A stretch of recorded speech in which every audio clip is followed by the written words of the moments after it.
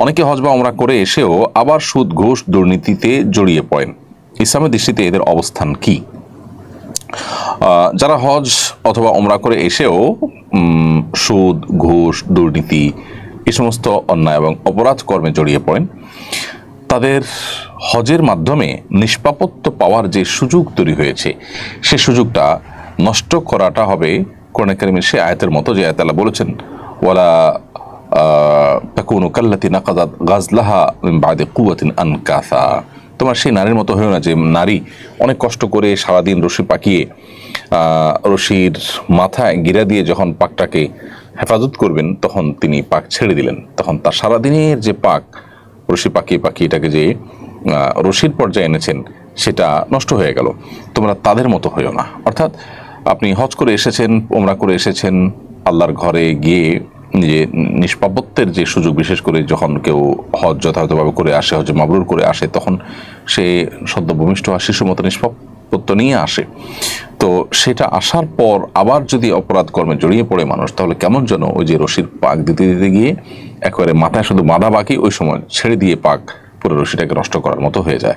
এটা খুবই দুর্ভাগ্যজনক এবং এটা আত্মঘাতী কাজ। বিধায় আমাদের উচিত হজ এবং ওমরাতে আমরা যে নূরটা অর্জন করি সে নূরটা ধরে রাখার। এটার জন্য অবশ্য আমাদের নানাবিধ পরিশ্রম, নানাবিধ উদ্যোগ নেওয়ার দরকার, ভালো পরিবেশ, আল্লাহর কাছে দোয়া এবং হজ এবং ওমরার সেই পবিত্র মুহূর্তগুলোকে স্মরণ এবং সেগুলো দিয়ে আপনার নিয়মিত নিজেকে আপনার গাইডে রাখা, নিজেকে সঠিক পথে রাখার চেষ্টা আমাদের মধ্যে থাকা দরকার।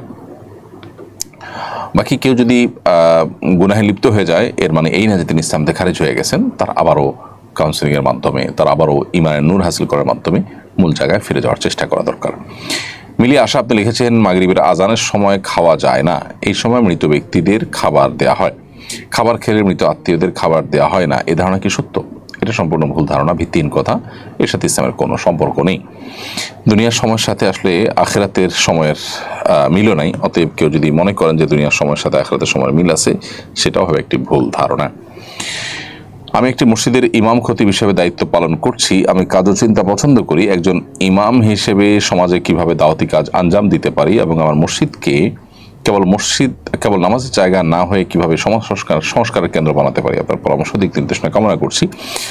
আলহামদুলিল্লাহ, আমরা ইতিমধ্যে মসজিদের ইমাম খতিবদের জন্য একটা প্ল্যান তৈরি করেছি, যেটা খুব শীঘ্রই আমরা ঘোষণা করব এবং সেখানে মসজিদের ইমাম খতিবদেরকে মসজিদের নামাজের বাইরেও সামাজিক নানাবিধ কাজের মাধ্যমে তাদেরকে সংযুক্ত করা এবং মসজিদকে সমাজের কল্যাণের কেন্দ্রবিন্দুতে পরিণত করার জন্য আমরা সর্বাত্মক চেষ্টা চালাবো ইনশাআল্লাহ তাআলা।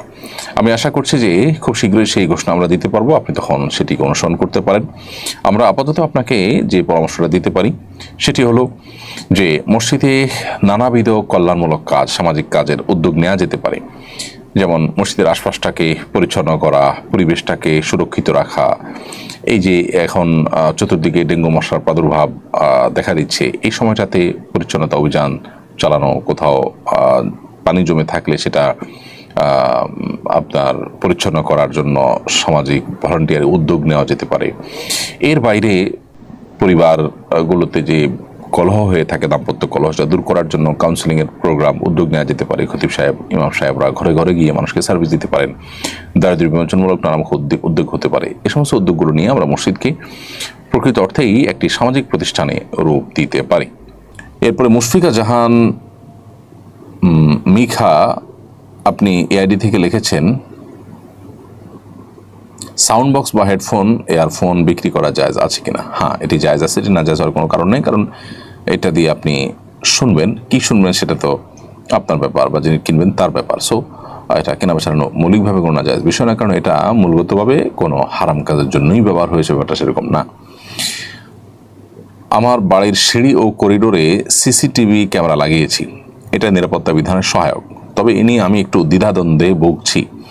এটা প্রাইভেসি লঙ্ঘন বলে পরিগণিত হবে কিনা সমাধান জানিয়ে দুশ্চিন্তামুক্ত করবেন প্লিজ। আপনার বাড়ি কিংবা অফিস আদালত এর করিডোর ইত্যাদিতে সিসি ক্যামেরা লাগানোটা মৌলিকভাবে জায়েজ আছে, কারণ এটা মানুষের প্রাইভেট কোনো জায়গা নয় যে একজন মানুষের একান্ত ব্যক্তিগত মুহূর্তে এখানে থাকে, এরকম না।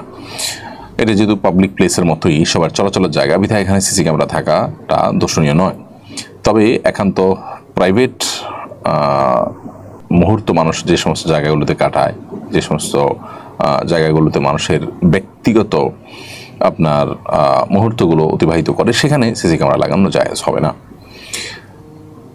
এরপরে সাইমন ইসলাম আব্দুল লিখেছেন, আল্লাহকে স্মরণ করে আমি নামাজে কান্না করে দিয়েছি, আমার নামাজ হবে কিনা? আল্লাহ স্মরণার্থে যদি নামাজে কান্না হয় সেটি প্রশংসনীয়, নামাজ না হওয়ার কোনো কারণ নেই। তবে যদি পার্থিব কোনো কারণে আপনি কাঁদেন তাহলে সেটা দোষণীয়, আর সেই কান্না যদি আওয়াজ হয়ে যায় তাহলে সেটা নামাজ ভঙ্গ হয়ে যাবে। এটা কোনো ব্যথার কারণে বা অন্য কোনো কষ্টের কারণে যদি হয়। বাট আল্লাহর স্মরণে বা জান্নাত জাহান্নামের স্মরণে, আখিরাতের কথা স্মরণে, কোন আয়াতের আপনি আয়াত বা আল্লাহর কোনো জিকিরে প্রভাবিত হয়ে আপনি কেঁদে দিয়েছেন, সেই কান্না এটা শুধু জায়েজই নয়, বরং সেটা আপনার নামাজের মানকে আরও উন্নত করবে ইনশাআল্লাহ তাআলা। বর্তমান বিশ্ব বাস্তবতায় মুসলিম রাষ্ট্রগুলো শত্রু আক্রমণের ঝুঁকিতে থাকে। বিষয়টা মাথায় রেখে কী ধরনের প্রস্তুতি গ্রহণ করা উচিত? এক্ষেত্রে কোরআন সুন্নাহ নির্দেশ নাকি? কোরআন কারীমে আল্লাহ তাআলা আমাদেরকে পরিষ্কার নির্দেশ করেছেন, ওয়াইদুল লাহুম মাসতাতা'তুম মিন কুওয়া, তোমরা তাদের জন্য, তোমাদের শত্রুদের জন্য প্রস্তুতি গ্রহণ করে থাকো। এতে কি হবে? আল্লাহ দুশমন, তোমাদের দুশমন যারা আছে তাদেরকে তোমরা সতর্ক করতে পারবে, তাদেরকে তোমরা বার্তা দিতে পারবে, তারা ভীত সন্ত্রস্ত থাকবে তোমাদের উপরে।